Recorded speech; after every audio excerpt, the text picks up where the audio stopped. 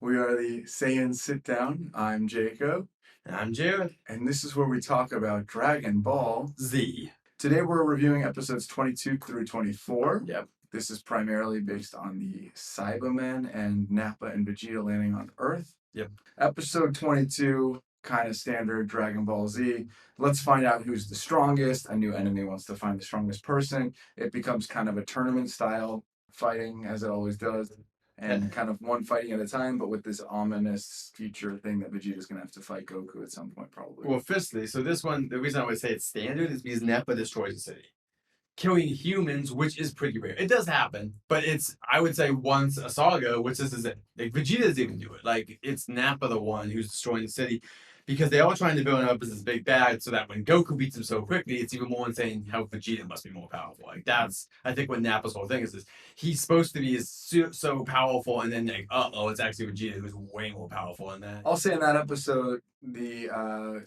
Snake Way stuff, where Goku obviously took him 6 months to get there, and then when he's flying back, I remember that. I can do it in 2 days. Yeah, that affected me as a kid, though. I remember whenever I was running or I was in a rush, thinking like it's like I'm hopping through Snake Way. Just that imagery really sticks with you, like hopping on each other ring the way he does it. And we don't know how long it's going to take him. So there's a little bit of like a. Also, Piccolo's becoming more like the Piccolo that is known as the character. Like in the first part of the saga, he is a much different character. He has gained a lot of empathy for being Gohan for just a year. He's gained a lot of empathy, and he is still pretty much what Vegeta becomes there on Dragon Ball Z. But that's still great, and that's why Piccolo and Vegeta go between my favorite characters, along with Trunks. They're just interesting characters. And a nice reveal in the first episode, Goku discovers he's an alien. In this episode, Piccolo discovers that he's an alien too. But it's kind of different. There aren't really any implications that when Goku finds out, it's because he's about his kid's gonna get kidnapped. The world's gonna end as he knows it. When Piccolo finds out, it's like 20 episodes before we know anything else. It does have implications. You watch it. I think it's it's that we don't know what those are yet, and it's at the end of this when Piccolo is going to unfortunately not make it, which means Kami doesn't make it, which then means we need more Dragon Balls. Oh wait, Namekian's made Dragon Balls. Let's go to Namekian, and who happens to be there? Vegeta's boss. Right. Right. Oh, it has the Dragon Ball origins as well. They kind of talk about that. That's a thing too, because obviously we didn't know exactly. We knew Kami made them, but now we're getting told that he always knew how to. It's kind of like Goku's backstory a little bit. And that's the Cybermen then being launched. So then we go to episode 23. Yep.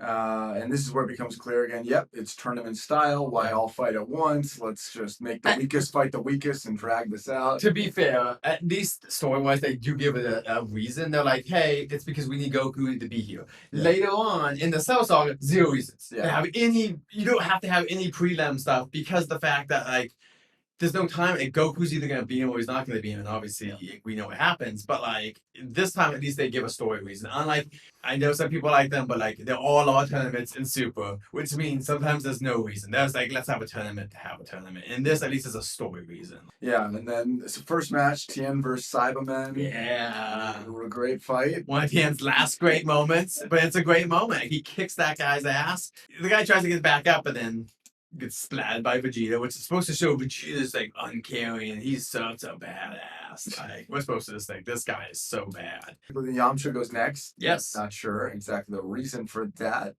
It's because Krillin wants to go, and he should have gone, but he's been brought back by the Dragon Balls. Right. And Yamcha has not. So the theory is, why let those fighters go first? You're gonna let Tien, Yamcha go, and even Piccolo, because we should actually Piccolo should be the last line of defense because Kami. I really enjoy. Even the Yamcha fight is still fun. I think it's literally Yamcha's last moment in the entire series that he gets any type of badassery. Unfortunately, and like honestly, I hope we get more of him in Super at some point because his Wolfang Fist is pretty fun. Like, it's a fun technique. Like, it's both physical and it's also energy based at the same time.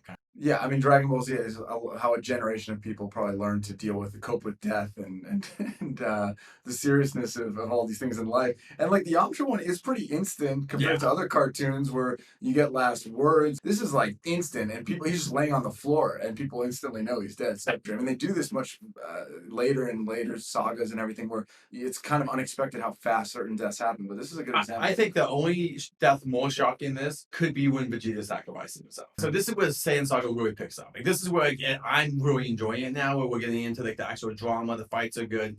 and that Goku we knew was coming back. So it was kind of like now we have the stakes of like characters that may not come back, or if they do come back, like how long is that going to be? Because if the Saiyans win, like it could be never. So Yeah. I just feel like the stakes are risen at this point, and the villains are even getting better. Like there's more fun. Like they're more fun to fight. And even the Cybermen are more interesting and badass on a design level. Like they're just these beasts, and they have acid coming out of their heads, and they can scratch you. And I feel like live action wise, you can make them disgusting, where people actually would be scared of them. Episode 24, the Krillin episode. Krillin fights the Saberman. Krillin kind of like jumps the gun and forgets why they were doing what they were doing, which was to give Goku time. And he's like, you know what? All my energy in the one blast 4 ways, and then misses one of the Cybermen. Hits Vegeta and Nappa. What's they marking for? Which I was just pointing out. He put all his energy in the one blast and split it 4 ways, which means 1/4 of his energy. Now, even that 4 blast, he would have killed them. But they're laughing like that really was his 4 blast and it was 1/4 of it. I'm just saying Krillin deserves better because Piccolo literally mistook him for a Saiyan at the beginning. Like he is still powerful at this point in the series. Nappa gets really pissed in this episode. And I don't know why. Well, I guess I know why with all of that, but it seems like he's kind of losing his cool, man. That's the whole point. He's the muscle. See, I didn't notice that, but you know what it might have been? Maybe he's upset now because it's like his boss Vegeta gave him that signal in that first one. Piccolo just destroys that one Cyberman, the one that comes out the goal. He just comes out, he grabs it because he's badass. He doesn't even throw him. He just like kicks him, right? Like, no, he just hits him right in the gut and just blasts his lungs out. And he just tosses him aside and then opens his mouth and is like, and just destroy the guy. And like it's a great Piccolo moment. Like it's when Piccolo's at one of his peakest moments of like control and power where you're like, fudge. He's not as strong as Goku, but he feels like in this moment. Like he's just a badass. Nappa fight with Tien. Because that's why Chaozu even gets involved. Remember? Right. Is that he's going after Tien and he comes in so hot that Tien's hand at first, you can kind of see it. Something's wrong. They draw it red. And then Nappa just basically slices it off. Like just one of the most brutal probably fights. I mean, it just doesn't happen like this that much anymore. So that's like boo or so. And that doesn't count because they can regrow things and all that stuff. But like this is like a human who just has hand. Yeah, definitely more traumatic. Not some key blast from 1,000 feet away, but up close, personal, screaming. And interesting because we saw him totally tear apart the Cybermen. So obviously now we really understand how much stronger Nappa is. I guess is the point of that. I mean, he's so strong that literally like, Tien, he was using Tien's defense against him. Like Tien's defending, so he's like, I'm just gonna hit you hard. Like Chaozu meets his timely, his untimely end. It was timely though. For the series, it was a very timely end because we lost Yamcha the episode before. Dominoes are falling in the Z Fighter world. And is this revenge? I mean, the details are that Chaozu jumped in and basically, as a kamikaze attack, which is similar to what the Cybermen in the previous episode did to Yamcha. A lot of like mirror symmetry in Dragon Ball sagas. And we also get to see Chaozu using telekinesis, which he used to use all the time, but for some reason, I think at the beginning there's like one line where he's like, "Oh, so powerful, I can't use my telekinesis on them," and it's like, I mean, that's good because like that's his power will be OP because it's big. And your arm breaks. Like, that's the end of it. I mean, they would still be powerful enemies, but, like, in theory, he should be able to do something, but like, they just kind of blow it away. Or so powerful. Like, Chi's so powerful that I can't control them like I can anyone else. And it's Chaozu's last moment. Like, Chaozu is nothing after this, unfortunately. He is, if you're a Chaozu fan, Krillin even gets moments. Like, Krillin, and even, Yamcha and Chaozu are the ones that just kind of die for real in this. Even though they come back, we will, in memory of them, watch the filler episode and have a review just specifically for the filler episode of the Genyu versus them because it's a fun fight. It has no bearing, but when you're a kid, it's like this is so cool. But when you learn that they were never gonna come back, like it was this filler, it's silly. It ends with Tien being angry. That's it. He's now very upset. He's gonna put in the rest of his fight in the next episode. I'm very excited. We're getting to the good stuff. Like this is where it's like all the characters fighting their hearts out. I think our next review will basically be like the end of Nappa, like the Nappa stuff, and then we'll start doing Vegeta stuff, which I know a lot of people really love that fight because it is one of the more intense fights because a little bit more brutal at points, but also the point where they're flying around and blasting too. So it is one of the like moments I know a lot of people appreciate. So Nappa coming up next. Oh yeah.